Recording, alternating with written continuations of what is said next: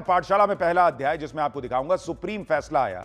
छात्र आंदोलन में गुंडाई करने वालों पर एक्शन नहीं रुकेगा तो कॉकरोच पार्टी वालों को आग क्यों लग गई? पहले गंदी गालियां दी, धमकाया, अब माफी मांग रहे। कॉकरोच पार्टी वालों ने जेनजी को बुरा फंसा दिया क्या? पीएम मोदी का वीडियो रोककर फंस गया फेसबुक। मेटा की माफी ने बड़ा खुलासा कर दिया क्या? सबसे पहले इसका अध्याय देखिए। कॉकरोच पार्टी के आंदोलन में छात्रों के बीच जैसे कुछ लोग घुसे और जिस तरह की हिंसा और अभद्रता हुई उसकी कहानी अभी खत्म नहीं हुई है बॉस। कल से कुछ लोग माहौल बना रहे थे कि छात्र आंदोलन के नाम पर जिन लोगों ने जगह जगह पर दंगा किया उन पर अब कोई एक्शन नहीं होगा। यह माहौल बनाया गया कि सरकार झुक गई है। बिहार, असम, बंगाल, महाराष्ट्र जैसे राज्यों में प्रदर्शनकारियों पर केस वापस हो गए। इंडी और कॉकरोच वाले इसे अपनी जीत बताने में जुट गए। लेकिन जिन लोगों ने भी ऐसी तस्वीरें देखी थी उनका मन रो रहा था कि यह चल क्या रहा है। ठीक है, जो मासूम छात्र हैं उन पर एक्शन ना हो, लेकिन ऐसे गुंडाई करने वालों पर भी एक्शन नहीं होगा। लेकिन आज जब खबर आई तो इनको आग लग गई, कॉकरोच पार्टी वालों को, क्योंकि ये लोग जो माहौल बना रहे थे उसकी हवा निकल गई। क्लियर हो गया कि छात्र आंदोलन में जो लोग गुंडाई कर रहे थे उन पर एक्शन नहीं रुकेगा बॉस। एक एक का इलाज होगा। जो पुलिस वालों के सिर फोड़ रहे थे, गाड़ियां तोड़ रहे थे, मीडिया की लिंचिंग करना चाह रहे थे, पीएम को गालियां दे रहे थे, उन सब का हिसाब होगा। और यह बात आज देश की सबसे बड़ी अदालत से क्लियर हो गई। सुप्रीम कोर्ट में आज प्रोटेस्ट में हिंसा करने वालों पर एक्शन को लेकर क्या कहा गया है आज आपको विस्तार से बताऊंगा। कॉकरोच पार्टी वाले इस बात से कैसे तिलमिला गए, नई धमकी दे रहे हैं, आप देखेंगे तो खुद हैरान रह जाएंगे। और बॉस, कॉकरोच वालों ने कैसे उन जेनजी को भी बुरा फंसा दिया जो जेनजी इनके चक्कर में सड़क पर उत्पात मचा रहा था, पीएम के लिए भद्दे भद्दे नारे लगाकर खुद को कूल समझ रहा था।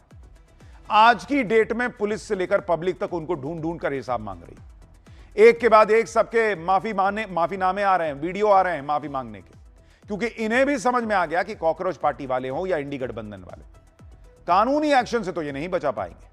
भले ही कॉकरोच पार्टी वाले कहते रहे कि इनका कोई कुछ नहीं बिगाड़ सकता, इन पर जो केस किए गए हैं वो हटाने होंगे, जो एफआईआर हुई है वो हटानी होगी। लेकिन आज सुप्रीम कोर्ट से जो फैसला आया, देश का कानून जो कहता है कि एफआईआर हुई है तो ऐसे ही नहीं हट जाएगी, आज आपको सब बताऊंगा।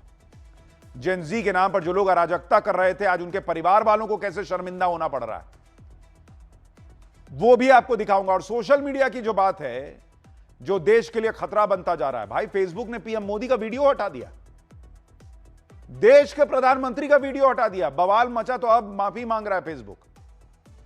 लेकिन यह माफी कैसे नाकाफी है यह भी आपको दिखाऊं, उससे पहले एक ट्रेलर देखिए।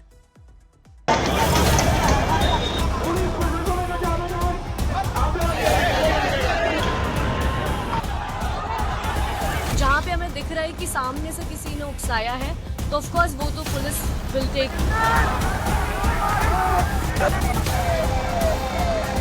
है क्या ये मोदी? क्या चीज है यो? प्राइम मिनिस्टर जी नरेंद्र मोदी जी, मैं आपसे हाथ जोड़कर माफ़ी मांगती हूँ।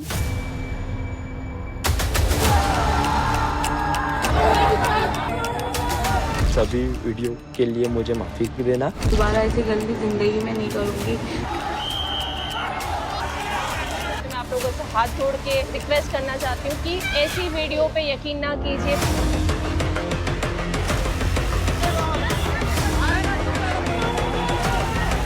नीट के छात्रों का अगर विषय था तो फिर उधर सर तन से जुदा वाले नारे क्यों दिए गए? सुप्रीम कोर्ट बोल रही है कि जिनके ऊपर एफआईआर्स है पहले से उनको मत छोड़िए, तो वो हमें मंजूर नहीं है।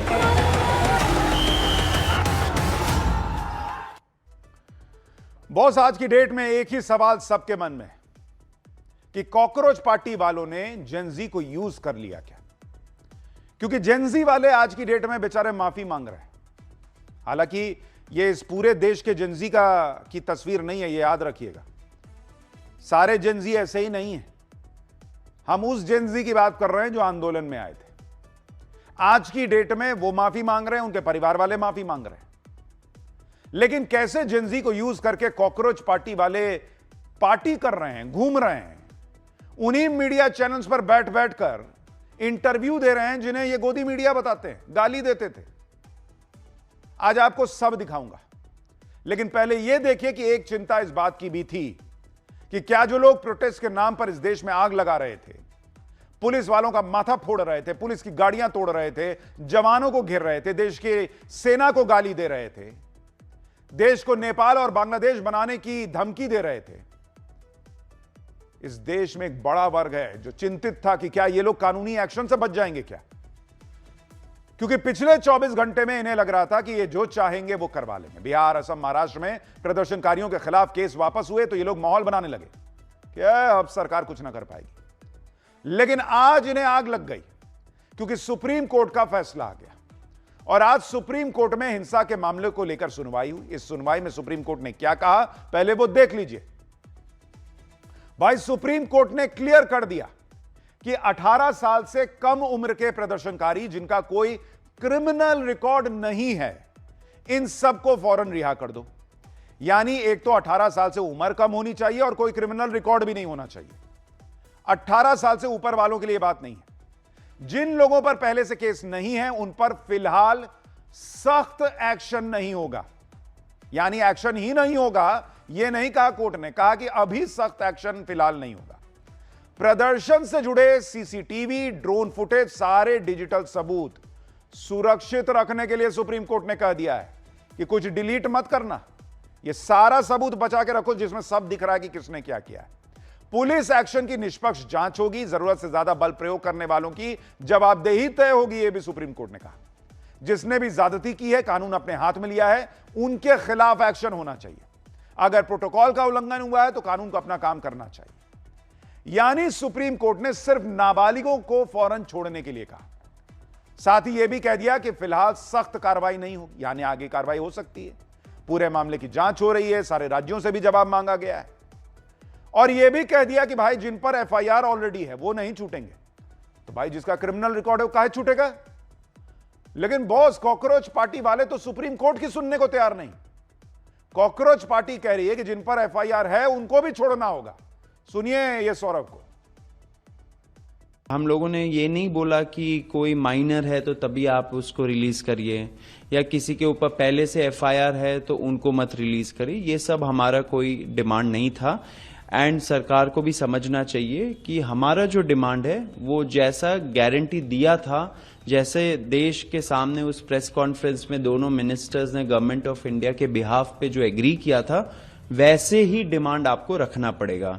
अभी अगर सुप्रीम कोर्ट बोल रही है कि जिनके ऊपर एफआईआर्स है पहले से उनको मत छोड़िए, तो वो हमें मंजूर नहीं है। हमारा जो डिमांड है वो क्लियर है एंड उसी के हिसाब से होना चाहिए, क्योंकि उसी चीज पे एग्रीमेंट भी हुई थी। एक इस्तीफा क्या हो गया, ये लोग आज की डेट में अपने आप को सुप्रीम कोर्ट से भी ऊपर समझने लगे, कह रहे हमको मंजूर नहीं है। क्यों बॉस? जिस पर पहले से एफआईआर हो रखी है, जिसका क्रिमिनल रिकॉर्ड हो सकता है, उसको क्यों छोड़ना चाहिए? तुम्हारे लोग थे वो, लो फिर जिम्मेदारी कि ये जिन जिन पर एफआईआर हो रखा है, जिनका क्रिमिनल रिकॉर्ड है, मेरे लोग हैं, नहीं छोड़े, इनको छोड़ना होगा। फिर तो लोग कहेंगे कि इसी को उठा के अंदर डालिए अगर ये इसके लोग हैं। आप सोचिए बॉस, ये लोग सुप्रीम कोर्ट की बात नहीं मान रहे हैं। कॉकरोच पार्टी वाले कह रहे हैं कि सुप्रीम कोर्ट का आदेश इनको मंजूर नहीं है। कॉकरोच पार्टी वाले आज बोल रहे हैं कि जिन पर एफआईआर है उनको भी छोड़ दो, जबकि कल तक यही लोग बोल रहे थे कि जिन्होंने हुड़दंग और गुंडई की है उन पर एक्शन होना चाहिए। सुनिए एक कुछ घंटे पहले रात में ये लोग क्या बोले थे।